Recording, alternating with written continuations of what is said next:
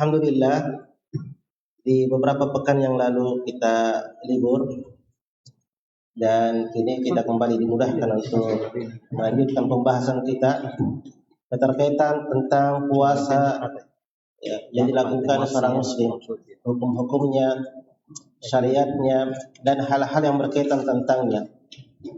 Dan di malam hari ini kita akan masuk kepada bab shaum tatawwu wa ma nuhiya an shaumihi.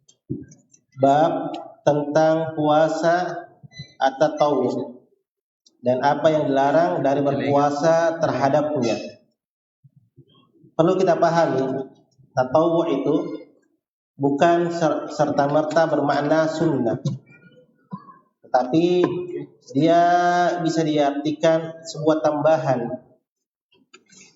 Karena kadang tatawwu itu ada yang wajib dan ada yang sunnah.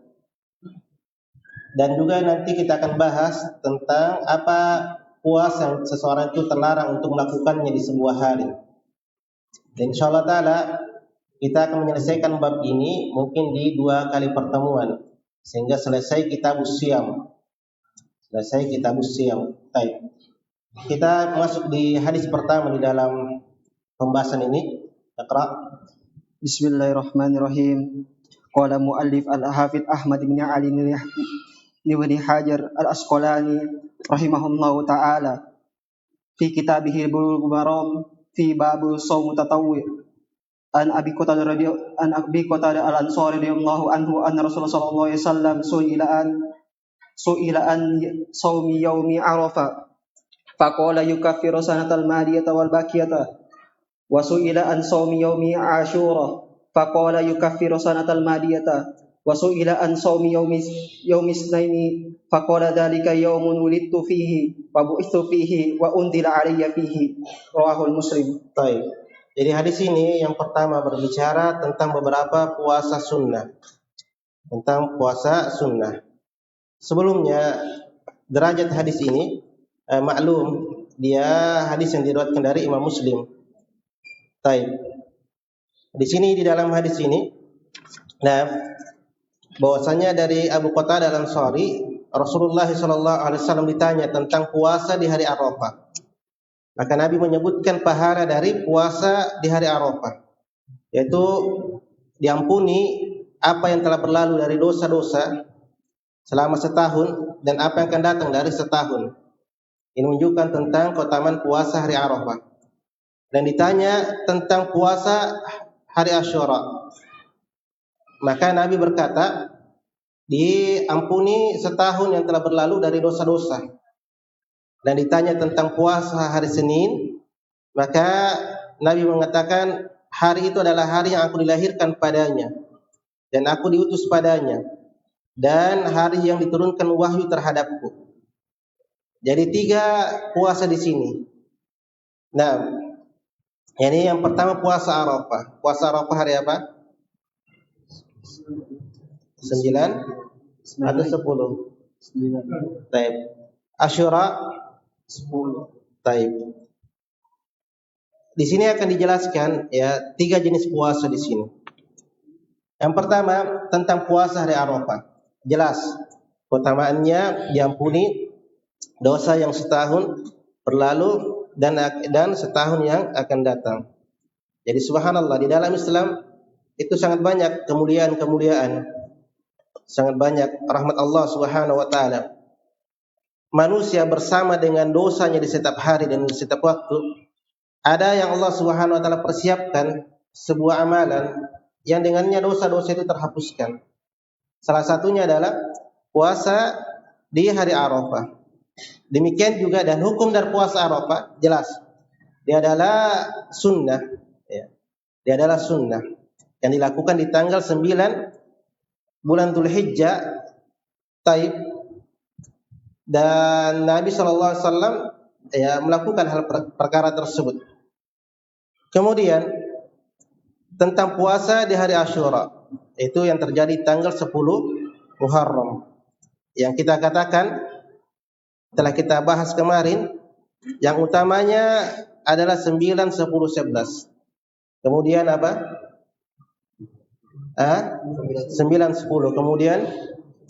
Kemudian nah, itu yang utamanya dari urutan berpuasa di hari Asyura sebagai bentuk penyelisihan kepada orang-orang Yahudi, sebagai bentuk penyelisihan terhadap orang-orang Yahudi. Nah, karena orang-orang Yahudi itu hanya mengkhususkan puasa di hari 10 Muharram tersebut. Kemudian ya, berkaitan tentang puasa di hari Senin sekaligus hari Kamis. Nah, dan ini sahih dari kalangan jumhur ahli ilmi, dia adalah sesuatu yang disunnahkan di hari Senin dan hari Kamis di setiap pekannya. Itu yang lebih utama. Tetapi seseorang kalau dia memanfaatkan waktunya misalnya Senin dia berpuasa, baru Kamis tidak, atau pada penilai Kamis kemudian Seninnya tidak, maka itu ya hal yang tidak mengapa insyaallah taala. Dan karena Rasulullah sallallahu alaihi wasallam yataharra shauma yaum Itsnain wal Khamis. Adalah Rasulullah itu memilih dia berpuasa pada hari Senin dan hari Khamis. Nah, kemudian ya Nabi sallallahu alaihi wasallam menegaskan tentang hari Senin itu apa? Bahwasanya hari Senin itu adalah hari yang Nabi dilahirkan padanya. Dan ini sebagai bantahan kepada orang-orang yang merayakan Maulid Nabi sallallahu alaihi wasallam. Kalau sekiranya mereka merayakan Maulid Nabi, maka contoh Nabi, kalau memang mereka mencintai Nabi dengan ingin merayakan apa? Hari lahirnya. Maka contoh Nabi ketika di hari kelahirannya dia berpuasa. Bukan apa? Merayakan keadaan-keadaan atau hari-hari yang atau ritual-ritual yang tidak ada tuntunannya. Jadi ini kalau kita dikatakan kepada kita, ini kan kita cinta kepada Nabi. Maka kita katakan kalau kau cinta kepada Nabi, di hari kelahirannya, maka berpuasa karena Nabi berpuasa di situ, di hari Senin itu. Dan dia diutus pada hari Senin dan diturunkan wahyu padanya di hari Senin. Nah, dari sini juga kita telah pahami di antara apa keutamaan puasa di hari Senin dan Kamis. Baik. Qala muallif rahimahullahu taala wa an Abi Ayyub Al-Ansari radhiyallahu anhu anna Rasulullah sallallahu alaihi wasallam qala man shoma Ramadan thumma atba'ahu sittan min Shawwal kana kasiyamid dahr rawahul Muslim. Baik, hadis ini berbicara tentang keutamaan puasa Syawal yang 2 bulan lagi akan kita dapati insyaallah taala. Allahumma ballighna Ramadan. Di mana dari Abu Ayyub Al-Ansari bahwasanya Rasulullah SAW berkata, siapa yang dia berpuasa di Ramadan, kemudian dia ikutkan 6 hari di hari Syawal, maka dia seperti berpuasa setahun penuh. Hadis ini hadis yang diriwayatkan oleh Muslim dan jelas ya, dia adalah hadis yang sahih. Baik. Permasalahan pertama tentang puasa di hari 6 hari di hari di bulan Syawal. Dan ini ya jumhur ahli ilmi memang mengatakan mustahab berpuasa di bulan Syawal. Tidak sepakat para ulama karena memang di sana ada mengatakan haramnya berpuasa di bulan Syawal. Seperti Imam Malik rahimahullah taala, ya, dia mengatakan puasa di 6 hari bulan Syawal itu tidak ada tuntunannya atau semisal dari kalimat beliau. Para ulama menyebutkan ya bisa jadi karena hadis tentang keutamaan puasa di bulan Syawal belum sampai kepada dia. Ini menunjukkan bahwasanya ilmu itu sangatlah luas. Dan kadang seorang alim itu tidak sampai sebuah ilmu padanya. Siapa yang tidak kenal dengan Imam Malik rahimahullah? Guru dari para guru dari Imam Syafi'i rahimahullah. Nah, jadi disunnahkan seorang itu berpuasa 6 hari bulan Syawal. Taib. Kata Nabi, man shoma Ramadan, siapa yang dia berpuasa? Artinya memang dia berpuasa di bulan Ramadan, bukan dia tidak berpuasa baru dia yang berpuasa bulan Syawal, tidak masuk pada keutamaan ini. Artinya mendapatkan pahala ini adalah mereka-mereka yang berpuasa di Ramadan sebulan penuh. Sebulan penuh. Taib. Adapun yang dia tinggalkan puasa karena udzur, apakah karena haid atau karena dia safar, atau karena dia sakit, maka akan kita bahas pembahasannya. Ala kulli hal, jumlah puasa adalah 6 hari dan boleh berurutan dan boleh tidak berurutan. Nah, biasanya ya kalau orang-orang itu ya pribadi misalnya kami puasa Senin dan Kamis. Nah, jadi Senin Kamis. Jadi dapat puasa pahala sunnah puasa Senin dan Kamis dan puasa Syawal. Demikian juga kalau dia ingin niatkan puasa Syawal di Ayyamul Bid, 3 hari di setiap bulannya dia niatkan secara bersamaan maka boleh. Yang pokok jumlahnya 6 hari. Nah, dan tentunya yang utama dia bersegera di dalam apa? Dia bersegera di dalam menyelesaikan puasa Syawalnya. Ya, tetapi para ulama seperti Syekh Shalih rahimahullah taala, dia itu senang itu melakukan puasa di hari Syawal atau puasa Syawal 3 hari setelah Idul Fitri. Ya, dia ikutkan seperti Ayyamut Tasyrik. Karena di sana masih ada makanan-makanan. Ya, masih ada sisa-sisa buras, masih ada sisa coto, jangan sampai makan orang kita sudah puasa. Pas selesai Syawal habisnya juga coto. Dan enggak gimana gitu rasanya ya. Dan ini pendapat dari Syekh Utsaimin rahimahullah taala. Walaupun di sana ada mengatakan ya tidak mengapa seorang setelah Idul Fitri esoknya dia langsung apa? Berpuasa Syawal. Tidak ada masalah, tetapi itu tadi yang kita katakan. Nah, karena memang waktu itu masih ada aura-aura apa? Senang-senang. Apalagi kebiasaan kita di masyarakat itu 1 minggu masih ada kesempatan untuk berziarah. Ya, kalau setelah kita masih ziarah ke apa? Di cari kerabat atau kawan-kawan atau di rumah ikhwan. Nah, kadang ikhwan mengundang ya itu di awal-awal. Di awal-awal apa? Di awal-awal Syawal.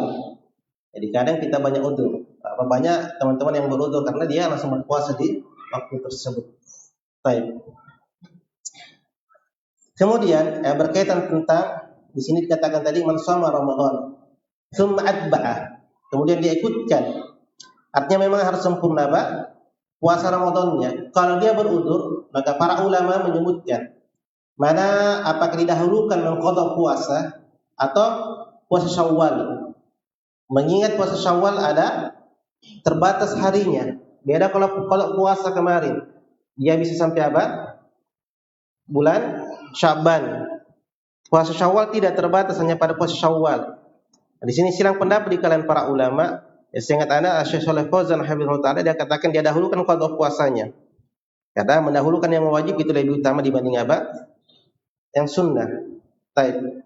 Tetapi telah syadari Aisyah radhiyallahu taala anha dia bisa mengqadha puasanya setelah apa di bulan Sya'ban.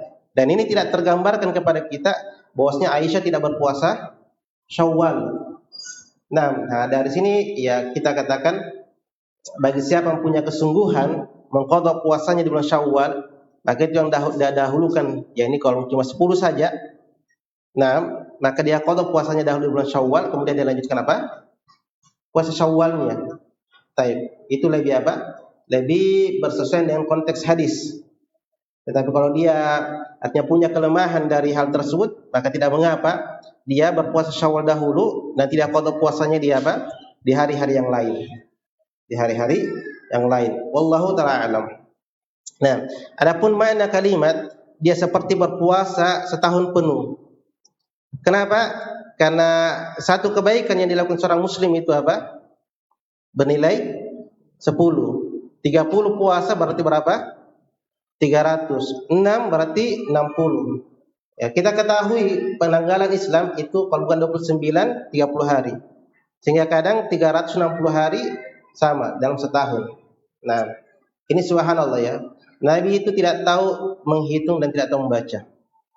Bersama dengan itu, ya, semua apa yang dia katakan itu tidak kalau dari segi ilmu matematika, ilmu teknologi atau ilmu biologi, ilmu kimia, kadang tidak bertentangan, tidak ada yang bertentangan, bahkan bersesuaian. Bersesuaian ini menunjukkan bahwasanya wa ma yantiqu anil hawa.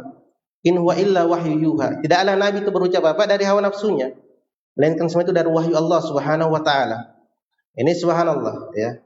Bagaimana kebenaran risalah Rasulullah sallallahu alaihi wasallam. Baik. Summa qala al-Hafidz Ibnu Hajar rahimahullahu taala qala wa an Abi Sa'id bin al-Khudri radhiyallahu anhu qala Rasulullah sallallahu alaihi wasallam min 'abdin yasumu yawman fi sabilillahi illa ba'ada Allahu bidzalikal yawma an wajhihin nar sab'ina kharifan muttafaqqun alaihi wa lafdhu lil muslimin. Baik. Hadis ini hadis yang diriwayatkan dari muttafaqun alaihi, tetapi lafaz ini adalah lafaz dari Imam Muslim. Hadis dari Abu Sa'id Al-Khudri radhiyallahu ta'ala anhu berbicara tentang keutamaan berpuasa secara umum. Apakah puasa sunnah ataukah puasa wajib.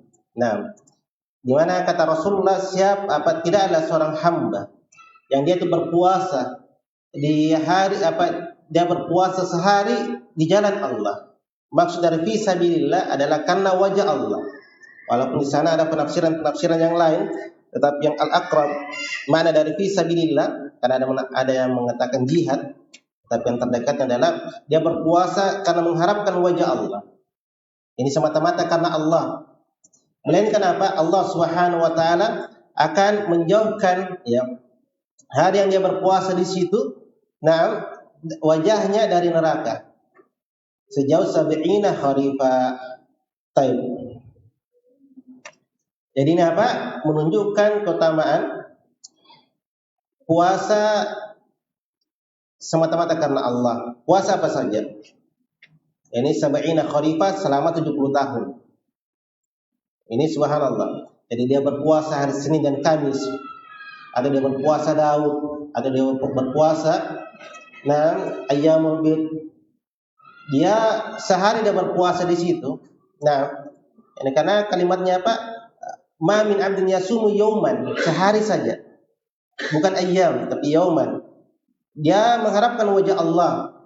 Maka dengan puasa tersebut Allah menjauhkan wajahnya dari neraka selama 70 tahun. Ini keutamaan apa? Berpuasa di jalan Allah Subhanahu wa taala. Dan memang jelas ya. Kenapa banyak sekali keutamaan pahala? Karena jelas hadisnya di riwayat yang lain. Kul amalin ibni Adam yudha'ab. Setiap amalan anak Adam itu dilipat gandakan. Sebanyak apa? 10 kali lipat. Di akhir hadis, kecuali puasa. Puasa itu saya yang menganjarnya. Puasa itu saya membalasnya. Ini tidak ada batasan dari pahala puasa. Sehingga dari sini hadis ini menunjukkan tentang keutamaan memperbanyak puasa. Keutamaan memperbanyak puasa. Dan jadi permasalahan kalau dianjurkan memperbanyak puasa, bagaimana hukum berpuasa setahun penuh? Bagaimana hukum puasa setahun penuh? Maka akan datang hadis terakhir pada bab shaum tatawwu ini. Baik. Summa qala muallif rahimahullahu ta'ala wa an Aisyah radhiyallahu anha qalat kana Rasulullah sallallahu alaihi wasallam yasumu hatta naqula la yuftir wa yuftiru hatta naqula la yasum wa ma ra'aitu Rasulullah sallallahu alaihi wasallam istakbala siyama syahrin qattu illa Ramadan wa ma ra'aituhu fi syahrin aktsara minhu siyaman fi Sya'ban muttafaqqun alaihi wa lafdhu li muslimin. Baik, hadis ini adalah hadis yang diriwayatkan oleh Bukhari dan Muslim dan lafaznya dari Imam Muslim. Hadis ini berbicara tentang bagaimana kebiasaan Nabi di kesehariannya di dalam melewati hari-harinya. Yani kadang dia lewati puasa dan kadang tidak. Tetapi di bulan Sya'ban di situ dikenal Nabi sangat banyak berpuasa di bulan Sya'ban. Di bulan yang sekarang kita berada di dalamnya.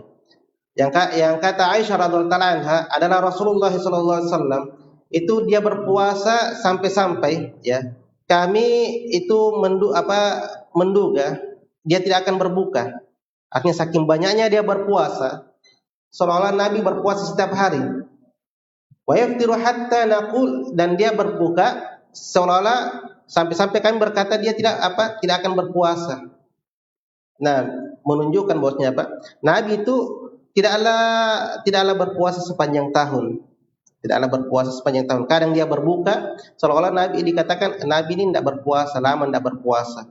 Tetapi kadang dia berpuasa seolah-olah para sahabat mengatakan Nabi ini tidak pernah berbuka. Hanya saja Pak, kata Aisyah, dan saya tidak melihat Rasulullah itu menyempurnakan puasanya di sebuah bulan kecuali bulan Ramadan. Jelas, ini wajib hukumnya. Dan tidaklah saya melihat ya di sebuah bulan yang lebih banyak puasanya dibanding puasanya di bulan Sya'ban. Di riwayat yang lain Nabi menyempurnakan puasa bulan Sya'ban. Taib. Nah, di sini jelas jamaah sekalian rahimani wa rahimakumullah tentang berpuasa di bulan Sya'ban. Hadisnya masyhur. Taib. Ini hadis yang pertama. Nabi saja itu berupaya untuk melatih dirinya sebelum masuk Ramadan. Maka itu para ulama menganjurkan di bulan Sya'ban kita dianjurkan beribadah, banyak-banyak beribadah seperti ibadah yang akan dilakukan di bulan Ramadan, seperti memperbanyak sholat, memperbanyak puasa, dan memperbanyak membaca Al-Quran. Kata para ulama, syahrul Sya'ban, syahrul Qurra. Puasa Sya'ban itu bulan Sya'ban itu adalah bulannya para pembaca Al-Quran. Jadi mereka memang mempersiapkan dirinya sebelum menyambut Ramadan. Dia terlatih, mereka melatih dirinya. Baik. Kemudian ya di hadis yang lain, bulan Sya'ban adalah salah satu bulan yang amalan-amalan itu diangkat pada hari diangkat di sisi Rabbil Alamin. Kata Rasulullah, wa syahrun turfa'ul a'mal. Bulan Sya'ban adalah bulan yang amalan-amalan itu diangkat ila Rabbil Alamin, di sisi Rabbil Alamin. Wa nuhibbu an turfa' amali wa ana sha'im. Dan saya cinta amalan saya diangkat itu dalam keadaan saya berpuasa. Dalam keadaan saya berpuasa. Ini mengajarkan kepada kita seseorang memperbanyak ibadah di bulan Sya'ban ini. Adalah sebuah keutamaan. Sebuah keutamaan. Baik.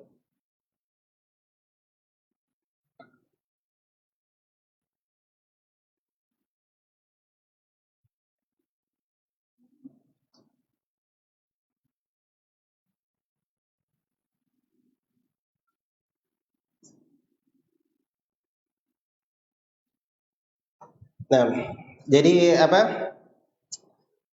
tata cara berpuasa bulan Sya'ban, nanti akan ada hadis yang berkaitan tentang puasa di akhir Sya'ban, pertengahan Sya'ban. Hanya saja kalau seorang memperbanyak puasa bulan Sya'ban maka boleh. Demikian juga kalau dia memenuhkan hari Sya'ban tersebut dengan puasa maka boleh. Tidaklah terlarang. Baik. ثم قال مؤلف رحمه الله تعالى وعن أبي ذر رضي الله عنه قال أمرنا رسول الله صلى الله عليه وسلم أن نصوم من الشهر 3 أيام 13 و14 و15 رواه النسائي والترمذي وصححه ابن حبان. Baik. Hadis ini adalah hadis dari sahabat Abu Dzar radhiyallahu taala anhu dan diriwayatkan oleh Imam An-Nasa'i dan At-Tirmidzi dan disahihkan oleh Ibnu Hibban. Hadis ini berbicara tentang puasa Ayyamul Bid. Ayyamul Bid itu kapan? Disebutkan di sini Rasulullah sallallahu alaihi wasallam amarana, memerintah kami untuk berpuasa di bulannya, di setiap bulannya itu di tanggal 13, tanggal 3 hari di setiap bulannya, mulai dari tanggal 13, tanggal 14 dan tanggal 15. Ini dikenal dengan Ayyamul Bid. Baik. Kalimat amarana bukan menunjukkan bahwasanya wajib, tetapi dia irsyadiyah, yaitu arahan atau anjuran untuk berpuasa. Baik. Kemudian dikatakan Ayyamul Bid karena bulan ketiga itu lagi puncak-puncaknya bulan purnama, dan rata-rata bulan purnama itu cerah, putih bersih. Hingga dikatakan Ayyamul Bid, hari-hari putih. Karena memang bulan ketiga itu lagi bercahaya, lagi sempurna bulatnya. Lagi sempurna bulatnya. Baik. Permasalahan di dalam puasa Ayyamul Bid, jelas. Yani kalau dia mentakyin waktunya, maka dia lakukan di tanggal berapa? 13, 14, 15 setiap bulannya. Dan boleh dan masuk juga berpuasa di Ayyamul Bid itu selama dia berpuasa di 3 hari setiap bulan. Tidak menentu kapan harinya. Apakah di tanggal 13, 14, 15, tidak menentu. Baik. Maka kalau dia berpuasa di setiap bulan 3 kali, maka masuk pada hadis ini. Masuk pada hadis ini. Demikian juga kalau memang kebiasaannya dia berpuasa di ayyamul bid, kemudian ada udurnya, semisal apa? Yang tidak bisa berpuasa di tanggal 13, hari tasyrik. Karena hari tasyrik 11, 12, 13. Jika dia berpuasa di Dzulhijjah, maka dia tidak berpuasa di tanggal 13, tetapi di tanggal 14, 15. Apa yang 13 harinya itu wallahu alam dia qada di hari berikutnya atau teranggap udzur. Dia tetap terhitung apa? Terhitung dia berpuasa di ayyamul bid. Nah, kalau dia tambah 1, maka itu yang kita katakan tadi, dia boleh berpuasa di hari-hari apa saja selama 3 bulan, 3 hari setiap bulannya. Nah, sebagaimana kata Abu Hurairah radhiyallahu anhu, "Awsani khalili bi thalathatin la ad'uhunna hatta amut, sawmi thalathati ayyam min kulli syahr." Nah, jadi tidak ditentukan harinya kapan. Tidak ditentukan harinya kapan. Baik. ثم قال المؤلف رحمه الله تعالى وعن أبي هريرة رضي الله عنه أن رسول الله صلى الله عليه وسلم قال لا يحل للمرأة أن تصوم زوجها شاهد إلا بإذنه متفق عليه واللفظ للبخاري زاد أبو داود غير رمضان. Hadis ini berbicara tentang keadaan seorang wanita ketika dia berpuasa sunnah yang suaminya hadir. Haram hukumnya seorang wanita itu berpuasa sunnah tanpa izin dari suaminya. Apa dalilnya? Ini dari hadis Abu Hurairah radhiyallahu anhu. Bahwasanya Rasulullah berkata, tidaklah halal bagi seorang wanita, yakni bagi seorang istri, yang dimana dia berpuasa dan suaminya itu hadir kecuali dengan izinnya. Hadis ini muttafaqun alaihi dan lafaznya dari Imam Bukhari dan ditambah dari riwayat Abu Daud selain dari Ramadan. Baik. Jadi ada 2 keadaan di sini. Kalau puasanya puasa sunnah, apakah Senin Kamis ataukah ayyamul bid atau bahkan yaumul asyura wa yaumul arafah. Nah, dia berpuasa di situ tanpa suaminya izinkan atau suaminya ya dari dulu tidak ada senang istrinya berpuasa sunnah, sudah nampak dari kebiasaannya karena sering dia pakai begitu. Kadang tiba-tiba datang. Maka tidak halal dia berpuasa, haram. Kalau dia berpuasa dalam keadaan dia tidak minta izin sama suaminya, maka dia berdosa dan puasanya syah. Dia berdosa dan puasanya syah. Keadaan kedua, kalau puasa yang wajib, maka tidak mesti dia meminta izin. Semisal nazar atau qadha atau terlebih di bulan Ramadan. Makanya ditambah dari Abu Daud selain dari puasa Ramadan. Nah, ini 2 keadaan. Jadi kalau puasa sunnah, maka wajib bagi istri itu meminta izin. Ya. Kadang ada izin itu ya tidak terulang-ulang. Artinya ditahu suaminya itu ya biar tidak kita ulangi minta, tetapi dia ridha. Misalnya kalau saya berpuasa tidak ada masalah. Sudah suami istri sudah tahu bagaimana kebiasaan mereka. Tapi kadang memang seorang suami itu ya harus diminta izin. Maka ini yang sudah lakukan seorang wanita, apalagi suaminya kuat safar, ya maka itu dia perhatikan karena kadang datang dia butuh kepada istrinya. Taib. Wallahu ta'ala alam. Nah. Qala mu'allif rahimahullahu ta'ala wa an Abi Sa'id al-Khudri radhiyallahu anhu anna Rasulullah sallallahu alaihi wasallam naha an siyami yaumaini, yaumil fitr wa yaumun nahar, muttafaqun alaihi. Baik, sebelumnya masih tentang berkaitan puasa sunnah bagi istri. Ini kalau suaminya hadir ya, ada di situ. Misalnya besok dia mau berpuasa, tetapi suaminya ada di situ, maka dia harus minta izin. Adapun kalau suaminya tidak ada, yakni musafir atau lagi keluar daerah, maka tidak mesti minta izin. Karena ilahnya sudah tidak ada, sebabnya sudah tidak ada. Nam al-hukmu yaduru ma'illah. Hadis yang sebelumnya tadi, hadis yang dibaca tadi dari Abu Sa'id al-Khudri, bahwasanya Rasulullah SAW itu melarang berpuasa pada 2 hari, yaitu pada hari fitr yakni Idul Fitri dan Idul Adha. Dan pada hari An-Nahar, yaitu ayamut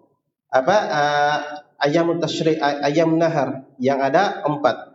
Idul Adha tadi sudah masuk, dan 11, 12, 13 di hari Dzulhijjah. Nah, jelas ini hukumnya. Siapa yang berpuasa di 5 hari ini, maka tidak syah puasanya. Tidak syah puasanya. Demikian juga kalau dia bernadar.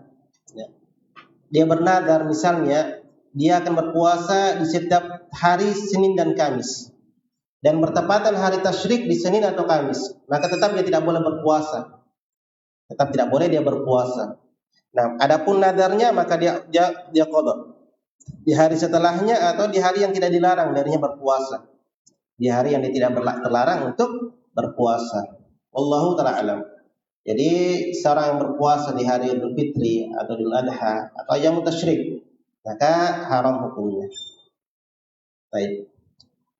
Qala mu'allif rahimahullahu ta'ala wa an Nubaisyah al-Hudayli radhiyallahu anhu qala Rasulullah sallallahu alaihi wasallam ayyamu tasyrik ayyamu aklin wa syurbin wa dzikrillah rawahul Muslim. Nah, terus wa an Aisyah wa ibni Umar radhiyallahu anhuma qala lam yurakhas fi ayyami tasyrik an ayyusamna illa liman lam yajidil huda hadiya rawahul Bukhari. Baik. 2 hadis berbicara tentang puasa di ayyam tasyrik. Nah, di mana kata Rasulullah hari-hari tasyrik, yaitu tanggal 11 Dzulhijjah, 12 Dzulhijjah, dan 13 Dzulhijjah adalah hari-hari makan dan minum dan berzikir kepada Allah. Jadi namanya hari makan dan minum berarti dilarang puasa di situ, haram hukumnya. Haram hukumnya karena disifatkan ayyam tasyrik hari makan dan minum. Tetapi diingatkan juga hari berzikir kepada Allah. Nikmat makan dan minum itu jangan lupakan zikir kepada Allah Subhanahu wa taala.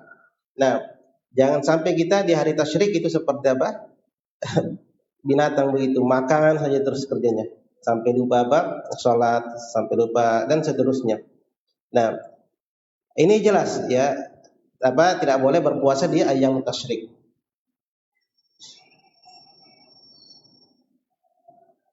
Kemudian ya, di hadis kedua dari Umar bin Khattab atau dari Aisyah dan Ibnu Umar, tidaklah diberikan keringanan berpuasa di hari tasyrik kecuali yang dia diperintah berpuasa bagi siapa yang tidak mendapatkan hadid, ini hewan sembelihan. Dan ini berlaku bagi orang-orang haji saja. Bagi orang-orang haji. Dan orang-orang haji kalau tidak mendapatkan hewan sembelihan, maka dibolehkan baginya berpuasa di ayyam tasyrik.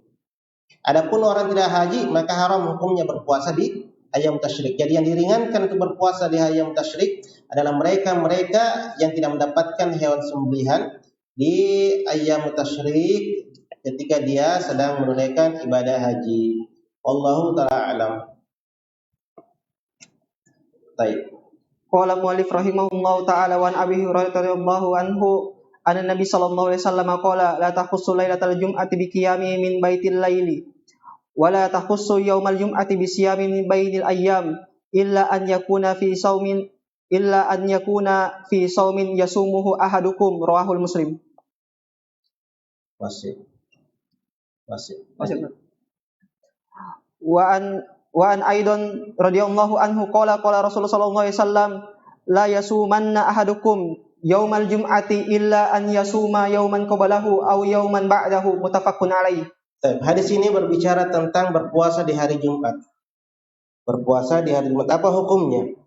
Dari Abu Hurairah radhiyallahu anhu, dari Nabi sallallahu alaihi wasallam, janganlah kalian mengkhususkan sebuah malam di hari Jumat dengan menegakkan salat malam di situ. Jadi dilarang hanya kita tegakkan salat malam di hari Jumat. Kalau pengkhususan, tetapi kalau kebetulan saja karena dia lagi semangat di hari Jumat atau di malam Jumat dia salat malam di situ, maka tidak mengapa. Tetapi kalau setiap malam Jumatnya toh saja dia ingin puasa dia ingin salat malam, maka ini tidak diperbolehkan. Dan janganlah kalian mengkhususkan pada hari Jumat dengan berpuasa. Nah, dibandingkan hari-hari yang lain, kecuali yang bertepatan dengan puasanya salah seorang di antara kalian di hari yang dia berpuasa di hari tersebut. Baik. Di riwayat Abu Hurairah kata Nabi SAW, janganlah salah seorang di antara kalian berpuasa pada hari Jumat, kecuali kalian itu berpuasa di hari sebelumnya atau satu hari setelahnya. Nah, hadis ini, hadis yang berbicara tentang berpuasa di hari Jumat. Kalau dia bersendirikan berpuasa di hari Jumat, maka hukumnya haram, tidak diperbolehkan. Taib. Ini tidak syah puasanya, karena larangan di sini para ulama seperti Ibnu Hazm, Madzhab Adz-Dzahiriyah itu menganggap an-nahi di sini litahrim, larangan yang menunjukkan keharamannya untuk berpuasa di hari Jumat, dia khususkan hari Jumat. Ada yang mengatakan lil karahah, yakni makruh. Wallahu alam, untuk hati-hatinya dia tidak berpuasa secara khusus di hari Jumat. Kecuali kata Nabi, dia berpuasa hari Kamis, kemudian dia berpuasa di hari Jumat, atau dia berpuasa di hari Jumat kemudian dia lanjut di hari Sabtu. Kecuali juga bertepatan puasa yang biasa dia lakukan. Semisal puasa Daud. Atau dia bertepatan dengan puasa Asyura atau Arafah. Nah, atau bertepatan dengan puasa atau puasa Syawal misalnya. Sisa satu hari, nah tinggal hari Jumat tok saja. Maka tidak mengapa. Artinya dia undur-undur, pas ternyata sudah tanggal 29 Syawal, bertepatan hari Jumat. Maka tidak mengapa dia berpuasa di situ. Karena ada sebabnya. Tetapi kalau dia khususkan hari Jumat tanpa dia dahului puasa sehari atau puasa hari Sabtu, maka tidak diperbolehkan. Wallahu ta'ala a'lam. Baik. Qala mu'arrif rahimahullahu ta'ala wa anhu aidan radhiyallahu anhu anna Rasulullah sallallahu alaihi wasallam qala idan tasafa sya'bana fala tasumu rawahul khamsa wastankarahu Ahmad. Baik. Hadis ini berbicara tentang hukum berpuasa di pertengahan Sya'ban. Sekarang tanggal berapa Sya'ban ini? Tanggal berapa? 13 Sya'ban. Baik. Jadi di sini kata Nabi, apabila Sya'ban itu telah pertengahan, maka janganlah kalian berpuasa. Janganlah kalian berpuasa. Hadis ini, dari sisi kesahihan hadis ada yang mengingkari kesahihannya, sebagaimana Imam Ahmad di sini mengingkari, dan ada yang mensahihkannya. Banyak yang mensahihkannya. Sehingga ada dua pendapat dari kalangan para ulama tentang larangan berpuasa ketika di tanggal 15 Sya'ban. Tetapi kalau dia mulai di hari-hari, misalnya di hari pertama dia puasa, di hari ketiga dia berpuasa, di hari ke-10 dia berpuasa, pas di hari ke-15 dia berpuasa, 16, maka ini tidak masuk. Ini yang dimaksud adalah nanti dia mulai puasa di tanggal 15 Sya'ban. Sebagian para ulama mensahihkan hadis ini, sehingga kalau dibangun di atas kesahihan hadis, maka tidak diperbolehkan seorang berpuasa. Hanya saja, wallahu alam, yang dilarang di sini, walaupun kita pegang pendapat, anggaplah kita mengatakan hadisnya sahih. Yang dilarang di sini adalah kalau dikhawatirkan ketika dia berpuasa mulai dari tanggal 15, ketika masuk Ramadan dia akan lemah, maka ini yang dilarang. Ini yang dilarang untuk menggabungkan antara yang mensahihkan dan yang mendhaifkan hadis. Maka yang mensahihkan dia katakan atau dikatakan yang terlarang kalau dia berpuasa di tanggal 15 dan dikhawatirkan ketika masuk di bulan Ramadan dia lelah di situ. Maka ini yang terlarang. Dan ada lagi kalimat-kalimat yang lain yang kita tidak uraikan. Wallahu ta'ala alam. Ala kulli hal, boleh seseorang itu berpuasa di tanggal 15 Sya'ban walaupun dia sebelumnya tidak berpuasa di tanggal 1 Sya'ban. Baik. Tetapi ini bukan menunjukkan bosnya ada keutamaan nisfu Sya'ban. Semua hadis-hadis yang berkaitan tentang keutamaan nisfu Sya'ban tidak ada yang tepat tentang keutamaannya. kecuali satu hadis tetapi tidak berkaitan tentang keutamaan nisfu Sya'ban. Nah, ada pertanyaan? Hah? Hah? Nisfu Sya'ban kenapa? Maka kalau dah khususkan tidak boleh, karena ketika mengkhususkan sebuah ibadah harus ada tuntunannya. Harus ada tuntunannya. Dan kalau orang berpuasa di nisfu Sya'ban dengan menganggap ada keutamaan, dia melakukan salat malam di pertengahan Sya'ban, dianggap ada keutamaan, maka ini tidak benar. Karena kita katakan tadi hadis-hadis yang berkaitan tentang keutamaan nisfu Sya'ban, apakah dari salatnya atau dari puasanya, tidak ada yang sahih. Ada satu tetapi tidak berkaitan tentang apa? Keutamaan nisfu Sya'ban. Baik, ada lagi?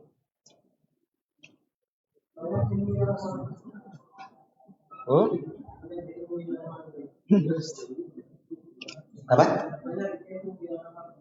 Banyak NU, banyak ormas yang mengamalkan. Dan itu kalau dia bangun di atas apa?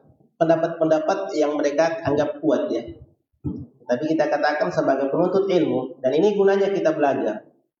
Artinya pas seorang belajar akan bisa memilah dan memilih mana pendapat yang kuat yang dia bangun atas dalil yang sahih, dan mana pendapat yang tidak kuat yang dibangun di atas apa? Sangkaan-sangkaan. Nah, kita berhusnuzon kepada saudara kita. Mungkin dia bangun amalan di atas pendapat di atas dalil, dan kita katakan dalil mereka lemah. Nah, dan kita tentunya sebagai Ahlus Sunnah itu kita membangun pendapat kita di atas dalil yang sahih. Dan ini pentingnya belajar. Artinya kalau kita tidak belajar maka tidak akan ada perbedaan amalan kita dengan amalan-amalan orang awam, amalan-amalan orang khurafat, amalan-amalan orang sufi. Tidak ada. Jadi ini gunanya kita duduk di sini untuk apa? Mengetahui, oh ini dalil yang sahih. Ini pendapat yang mendekati kebenaran dan seterusnya. Wallahu a'lam.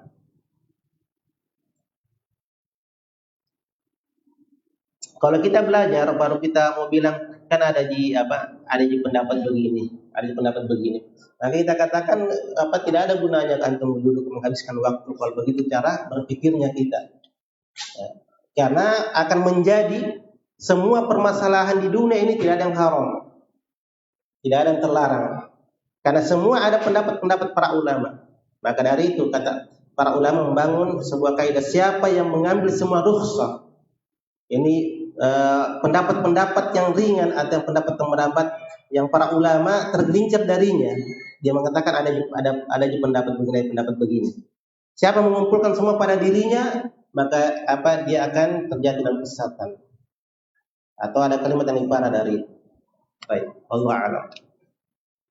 Ada lagi?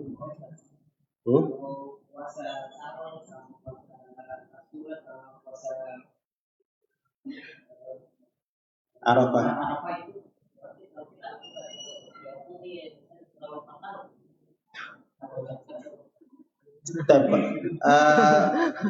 Zahir hadisnya demikian.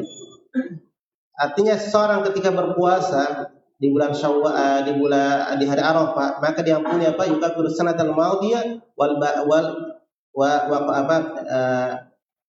diampuni dosanya setahun yang telah berlalu dan akan datang. Arafah. Kalau Asyura setahun yang telah berlalu.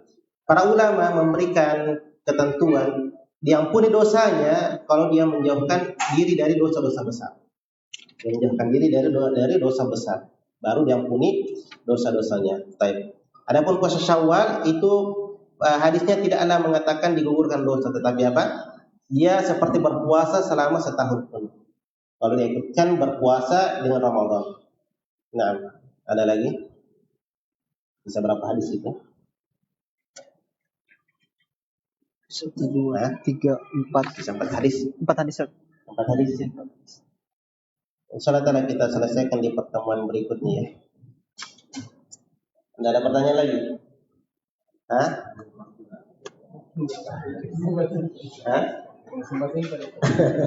Baik. Semoga Allah Subhanahu wa taala memberikan taufik dan pahala dari apa yang kita lakukan ini. Jika ada benarnya itu datangnya dari Allah, pemilik segala ilmu. Jika ada kekurangan yang kami sampaikan itu datangnya dari kami pribadi dan kami bertobat kepada Allah Subhanahu wa taala. Subhanakallah bihamdik asyhadu an la ilaha illa anta astaghfiruka wa atubu ilaik. Wassalamualaikum warahmatullahi wabarakatuh.